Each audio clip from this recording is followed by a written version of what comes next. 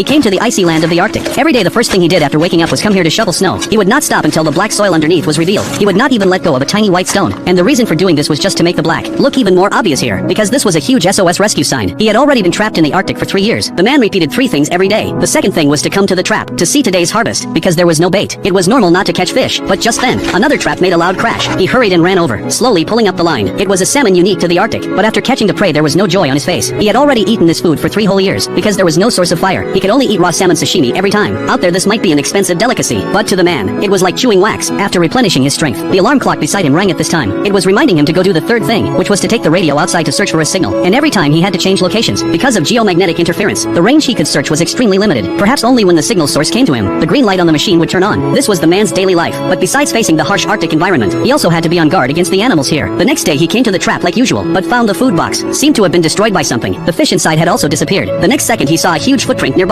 It was a polar bear's. He quickly ran back to the plane. In such a season of food shortage, it was not impossible for a polar bear to target humans, but after waiting a long time he did not see its figure. The man thought the guy must have eaten and left, so he decided to go out again to search for a signal, but he unexpectedly found the polar bear wandering not far away. It might have been waiting to attack when its prey lowered its guard, so for now the man was temporarily safe. Then he went to another hill and continued shaking the radio, but just then a huge storm was approaching from not far away. Soon the wind began howling. The man had no choice but to give up and leave, but right at that moment, the green light suddenly blinked once. Although it was just a moment, even with the slightest chance, he had to try to seize it. Sure enough, with his constant shaking, the green light lit up again. Then he looked around searching for the signal source. The next second a helicopter appeared in sight. When the man saw it, he quickly pulled out the smoke stick he had prepared to call for rescue. Luckily this was the white Arctic, so the smoke became even more visible. They quickly spotted him. Seeing the plane turning around and flying toward him, he was overjoyed. It was the first time in 3 years he smiled. However, just when the man thought he was saved, fate played another joke on him. Because of the storm just now, the helicopter could not move forward at all. Then it began to shake violently, and then lost control, flying the opposite direction. The man thought they decided not to save him, but the next second, it crashed straight into the ground. The man never expected that after finally having a chance to escape, such an accident would happen. But now was not the time for sadness. Saving lives was the priority. The man rushed to the crash site. When he dragged the pilot out, he had already stopped breathing. Fortunately, the woman sitting in the co-pilot seat was still alive, but her stomach was badly injured, although it did not hit a vital organ. If not treated in time, she could also die from infection. The man quickly searched the plane, hoping to find some medicine. Luckily, he found a medical kit, but the things inside could only temporarily stitch the wound. If she wanted full treatment, they had to reach a hospital, but this was the deserted Arctic. There would be no hospital. The woman remained in a coma, feeling her heart beating. The man felt a little relieved. Then he began searching the plane again, to see if there was anything useful. Fortunately, he found 2 glow sticks and a map. These were good things. With a map maybe he could find a research station. Even more fortunate, he found a bucket of instant noodles. For the man this was a rare delicacy. He tore open the package, and shoved it into his mouth without hesitation, carefully savoring it, feeling the aroma of instant noodles. After finishing he still relished the taste. At last he decided to take the woman back first. Before leaving he left a rescue message in the plane. When he got home, he hugged the woman first, slowly feeling the presence of another human. This gave his lonely life some comfort, and gave him the motivation to keep living. After all, he had been alone for so long. It was hard to control himself when seeing the opposite sex. Then he let her try to clench her fist, feeling the strength in her palm. The man